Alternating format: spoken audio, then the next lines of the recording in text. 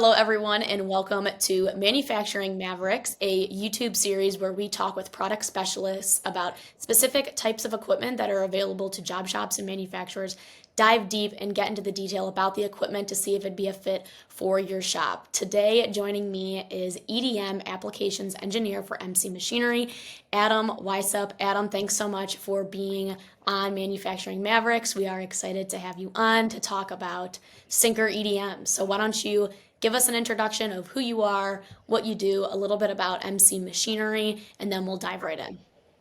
Yeah, hi, I'm Adam Wysuph from MC Machinery. Like she said, I'm applications engineer based out of our Concord, North Carolina office, and I basically am in charge of the test cuts and demos here out of the facility for the milling, EDM, and sinker. Um, so as far as the sinker EDM, what we have, a lot of people don't know what it is. Um, what it When you see it most of the time, what it's going to be doing is it's just going to be sitting there bouncing, up and down, and there will be some smoke coming out of it, something like this. So while you play this video, it's actually funny because when Kratz and Saunders originally partnered with MC Machinery, I was like, what is an EDM? What does this thing do? I'm like, I'm watching videos, I'm asking questions. And then when Scott and I took that trip down to MC Machinery at your guys' new facility in Concord, I was like, it finally all started clicking when I talked to you. So why don't you play that video one more time so we can get a second look at it and kind of explain what it's doing? So right now, what's happening is this. It's bouncing up and down basically this one's at a slow pace, but the electrode itself is going to get so close to the material, and then the spark will jump across and erode the material away. So it's a controlled erosion. It starts with a heavy spark and then works its way down to a fine spark. And underneath the oil, if you could see it, it would look something like this. And it's a bunch of, thousands of sparks a second, and the machine's making decisions if it's a good spark, bad spark, if it should change the setting or kill the spark altogether. So thousands of sparks per burn, depending on the size of your electrode and how much material you're moving, and it gets to incredibly fine finishes and great tolerances. And I know you'll probably touch on this later on, but what types of material are we talking about that's getting Uh, on this? Pretty much anything conductive it can do. If it can conduct electricity through it and it can, have the current go through there, the EDM can pretty much cut it. So anything, it's real nice for hardened materials. Anything that's typically hard to machine, maybe it might leave a burr on there. Any kind of Inconel or Hastelloy, any nickel-based materials like that, the EDM is really good at. Great, great. And why don't you just go ahead and jump right into the process or like the materials and go Mhm. through all of those things and then kind of take it away from here. So what'll happen is you'll get an electrode and it'll be all different shapes and you're going to have the reverse of what you want to make. It might be a shape like this here on the screen. And then the electrode itself, it could be made from graphite, copper tungsten, C3, which would be a copper impregnated graphite. And then depending on, the materials you're trying to cut, that'll be the material that your electrode will be made from. People like graphite because it's easy to machine, but it's real dusty and it's hard to clean up sometimes. So this would be an example of a graphite electrode here. So that's made in a high-speed mill with a high-speed spindle with diamond cutters to get a real nice finish. So this part here will be exactly how it comes out. It'll be the reverse of that when it's done. And That's there'll be all, oh, sorry. No, you're good. Keep going. So all different shapes here you'll see. So this would be a long rib here. So and it'll be anything that will be, you know, that'll be difficult or impossible to machine that you'd use an EDM. So if you had to put a profile into a piece of steel like this rib here on the screen, it would take you forever, and there's no cutters long enough to get down like that thick. That is incredible. When I look at that, I can't even believe that it actually makes those shapes. Like there's no tool and a spindle that's going down and drilling those. It's all just this electrode and the spark, right? That's right. Yeah, and it does it just little by little, and it might take multiple electrodes to get down to your final depth. These will wear away a little bit. That's why, usually they'll have two or three tools. A lot like a milling process, you'll have a roughing tool and then a finishing tool that'll go in and clean up the corners, that kind of process. So it can be depending, you might have up to 5 or 6 tools depending on the profile or the detail you're trying to hold. And so these are the parts that are getting made on the sinker. Like I know you had showed what the electrode had looked like, but how are the electrodes made? The electrodes are made typically on a high-speed mill.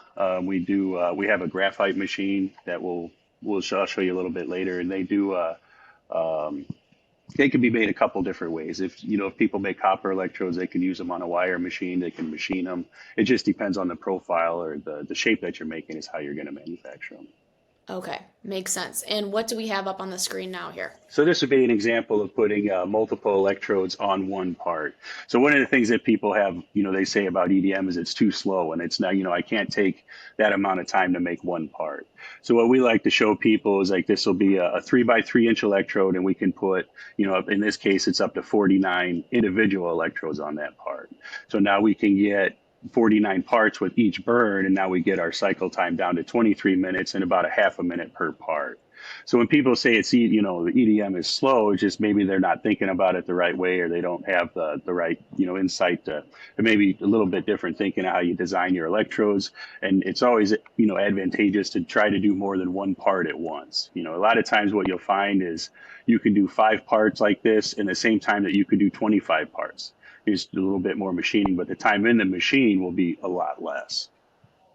So you don't have to do one part at a time. You can make an electrode that will do 10, 20 Yeah, parts at a time that's right. That's right. However many you can fit on there. without significantly increasing the cycle time it takes to make the parts. That's right. Yeah, you do have a little bit of extra machining time, but you're going to machine those electrodes anyway. And actually, you save time there because you're doing it on a single piece.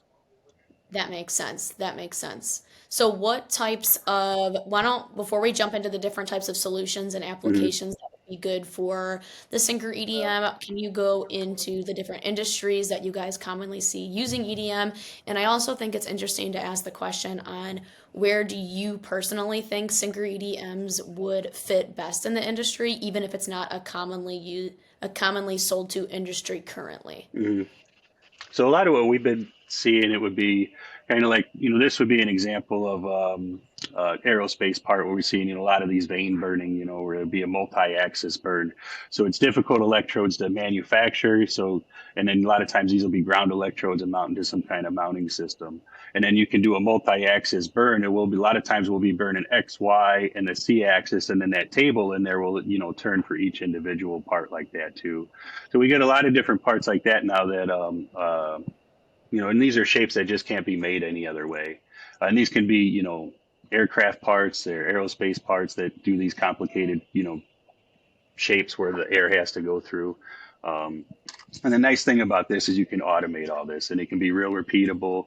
You can have the machine making its own electrodes, and that's the attractive part about it for some people.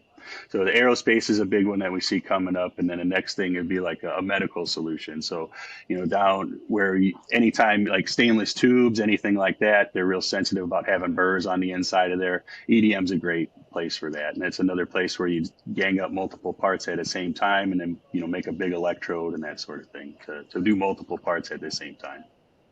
And I want to pause you here for a second because sometimes when we get into like the medical industry on the manufacturing side, the parts are so small and the Hmm. precision required is just crazy to even think about when they start comparing it to things that you look at. Like I remember someone told me like your hair, like the size of a piece of hair is down to like the tolerance or whatever Hmm. that type of measurement they may be referring to. But can you talk about the precision that the Syncer EDMs have the capability to do? Because the stuff that I'm looking on the screen right now is very small, very fine, Hmm. um, Yeah, and the that's nice it. thing about the sinker too, I mean, we'll get down to like 2/10 tolerance a lot of times. And then the more attractive part about it for the different people is that the repeatability of it. So if you set it up with the same conditions and the same spark, the same electrodes, it's going to give you the same part time after time and, burr free. And that's the nice part because they're real sensitive about having burrs on the inside because you can't get them out a lot of times and you don't want to add any extra processes either. Absolutely. And I do have a question. So with the Syncer EDM, okay, so sometimes when we talk about CNC Hmm.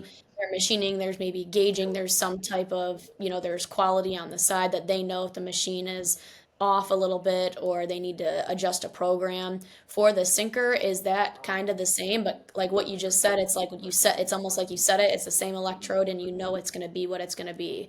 Is is it similar to knowing that you have to go back and make adjustments sometimes, or Yeah. is it you So set it and sometimes people, it depends. So some, if you're using a new electrode every time, then yeah, it'll set it up to be the same every time. But you know that the nice part about it is, you're going to get a certain amount of wear each time. So you can actually have it in the program, have it add that compensation to it after every part. Because even the wear will be very consistent part after part. that's really neat. And with the wear, I think I may have asked you this when we originally visited the Concord facility. How long does like one electrode last? Again, that'll vary from the parts. Sometimes we can stretch the electrodes out to where we can make it go a little bit deeper. Like if we're going to burn through something, we'll have it go, say, 10 thousandths deeper each time, and you get a new electrode each time. Sometimes the Okay. part will be so sensitive that you'll have a group of 3 electrode, and that finishing electrode's done after, and then it becomes a rougher. So sometimes it's once, and sometimes you'll get multiple parts, depending on mainly how sharp you're going to want the like inside corners and that sort of thing. Okay, and I know I'm totally interrupting your like the different types of solutions and applications, but Oh, just you're fine. I remember you talking about something that MC Machinery has with the Sinker EDMs that helps the longevity of the electrode. And if I remember it correctly, it's like fuzzy logic or something. That's Is right. that No, is that yeah, you right? have a good memory. That's right. Yep. Yep. Yeah. So And what that's doing, if you remember, so what it does is it actually analyzes the sparks and it'll make adjustments in real time, and that's what's going to protect your electrode. So you can, if with no protection, what'll happen a lot of times is it'll be the material will adhere back onto the cutting electrode, and that becomes your electrode. And remember, it's only going to make the reverse of what your electrode is. So if anything's added to that, now that's going to come into your part. And that's where the fuzzy comes in. So it'll stop it. It'll sense that damage before it happens, and then it'll make adjustments to that process in real time. that's awesome. That's awesome. All right, I'm gonna let you continue with the different applications and industries that you have. So medical, and then what would be another one? So let's see here. So the power generation here. So that'd be another one. Real turbine parts. A lot of people make different turbine parts for all different reasons. Sometimes it's an individual vane, and sometimes it'll be a part like this is the whole vane. It's actually turning inside of it to make that a little bit bigger. Um, So, and then our different solutions here, what we sell at Mitsubishi, we have basically 2 different models, and 2 different lines that we sell. Um, so basically we have, what you see on the bottom would be kind of a gantry style machine, and that's where it gets into the large format. So if you have large mold bags, and those machines will get all the way up to the 2000 is 2 meters in between the bridge. Wow. The 1400, that's like a 60 by 100-inch machine. That's the biggest one I've seen in person. We do have several of the 2000s here in the States. And we see primarily those large machines will be large molds, large fixtures like the turbines, or we'll put like indexers on there, fourth and fifth axis on those size machines. So, and those are always typically a power generation or automotive for that big kind of stuff. And up on the top of the slide there's SG8, SG12, and that's I'd say our standard line of sinker machines. Typical drop tank, with the tool changer, and all these machines can be set up with automation, and that's the nice part. You can go from a mill to a sinker, and a lot of times they'll have a CMM in the middle that's measuring your electrodes before you cut and actually checking the parts when it's done as well.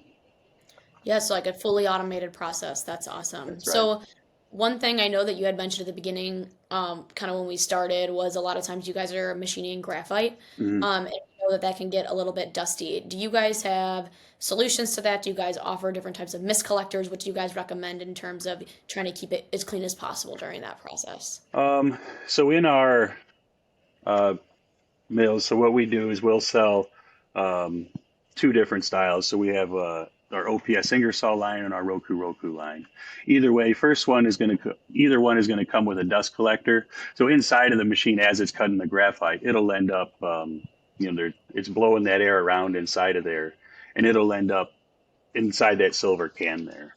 So all your scrap is going to end up inside of that. So it's important inside the machines, and both of these machines are built for graphite. What I mean, they're sealed ways, pressurized ways to where it's going to keep the graphite off the ball screws. It's exchanging the air inside of them 6 to 10 times a minute, depending on the size of the machine. So as you're cutting, the graphite's actually flying off as it's going. Um, So and that's real nice. That's for the longevity of the machine, and plus the precision to get that graphite out of there. Yeah, and what about like dry versus wet machining? So wet machining, that'd be an alternative if you didn't have like a specialized graphite machine. But there is systems out there that'll use like a dielectric cutting fluid that's the same as what's in the sinker machine, and then it has a filtration that will actually filter the graphite out. So the downside is it's a lot messier than the dry cutting, but it is a solution that if you don't have a sealed machine, you can put this system on nearly any machine, but it is not as clean as the dry cutting. Do you typically see one versus the other a little bit more? Usually the dry, and people are just now, I think, catching on to doing it wet or knowing that they can do it. And what other people will do that they don't want to machine the graphite, a lot of people will just do copper electrodes. It Okay. takes a little bit longer, it's more expensive, but and it doesn't burn quite as fast. But it's an alternative to machining graphite in a shop. Okay. That makes sense. Makes sense. What else do you have in terms of solutions and different types of setups that you can show us with the sinker? So with their sinker machines, like I said, they're all able to be automated. There's different types of automation that we can do. They can be a regular robot arm loading a rack, or they can be a machine like this where it'll actually have tool changers. We can change pallets of parts inside a machine to be able to, have preload pallets inside of our robot changer, and then it can load several pallets in the machine. And then on the other side of this, we could be manufacturing electrodes on the top of it and changing the electrodes in and out with the same robot system as well. A lot of times you'll see these systems set up with a CMM in the middle of it that's actually going to record that data in the chip ID, and it'll put, so every time the machine picks up that tool, it'll load that compensation data into the machine. And that's important for, because if you have any manufacturing differences in your electrodes, a lot of times you'll see these things vary in length, but also for making sure the right electrodes are in the right place, because it'll, pick up this electrode and put it down. So it'll help ensure with the job management software that it'll uh, make the right series of electrodes and the right burns. A lot of these cavities, especially in the mold cavities, you might see 30, 40 electrodes on 6 or 7 different cavities. So it's real important that all of these things go to the right spot. Very interesting. And some different examples, double ribs like this, and that's a fine finish off the machine down to a 2R max. Takes 3 electrodes. So a long thin electrode like that, that's another reason why the manufacturing of these electrodes is extremely important. They have to be the same for it to get the best results. And if they're not the same, you have to be able to tell the machine that they're not the same, and it can compensate from it from there. Sure. Be able to pick up there, and again, several electrodes, being able to make them the same, right? That is so neat. So. And so well, hold on. What are we looking at here? So this would be like a fourth and fifth axis on a machine. So we can put these on really any machine that we sell from Mitsubishi, be it the wire, sinker, the Ingersoll machines, the Roku. So they're all capable of taking a fourth and fifth axis. So that'll help us do difficult machining. So we're able to get maximum tool life out of our tools, maximum engagement, and be able to do hard to reach areas as well. So you'll see these on both. Sometimes we'll tip the electrode and burn down with the head, and then sometimes we'll tip the part and then burn the electrode down. So this is just for getting weird angles and indexing and doing different burns and that sort of thing. Okay. Okay. And I know, you guys are great in the accuracy department, but there's also another thing. You guys are super efficient. I remember one thing when we had talked about when we partnered with MC Machinery, one of the things that you guys talked about was one of the advantages of doing something on an EDM, a wire, a sinker EDM, is the efficiency, the cost efficiency of Hmm. it. Would you be able to touch on that a little bit? On the EDM, your cost is going to on the sinker side, your cost is going to be in your electrodes. So the more efficiently you're able to make your electrodes, and then that's where if you're able to get less wear on your electrodes, and that's where it's going to help you too. So if you can use less electrodes for the same process, that's going to save you money at the end of the day. And if the wire machine is very cheap to operate, your only expense really is your wire and your electricity, and it's going to be anywhere $5 to $7, $8 an hour, depending. That fluctuates sometimes depending on the wire cost.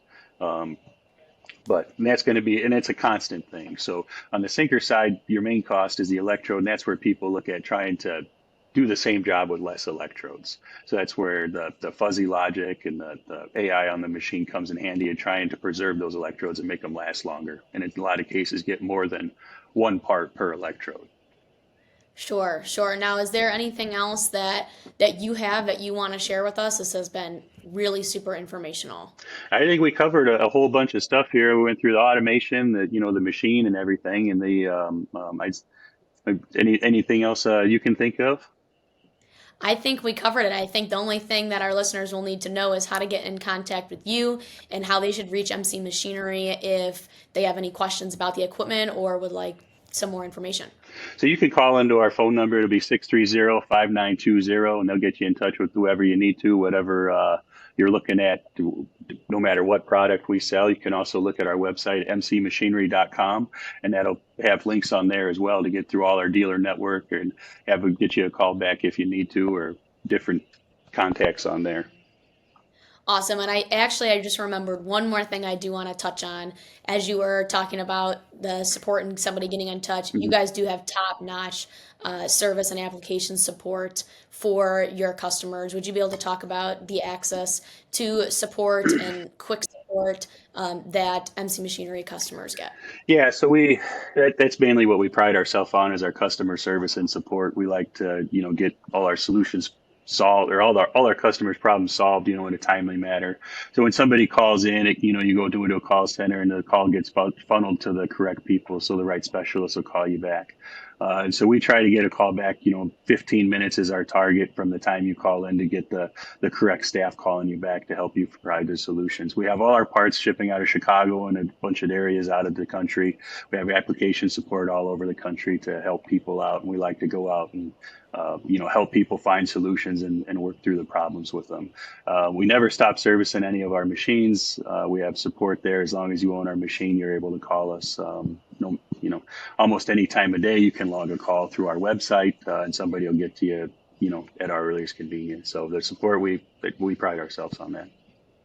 Yes, absolutely top notch. I know our customers have appreciated that, and Kratz and Saunders has. So, Adam, thank you so much for being with us. This was very informational. And anybody listening, thank you guys for watching. If you have any questions, we will leave Adam's and MC Machinery's contact information in the description.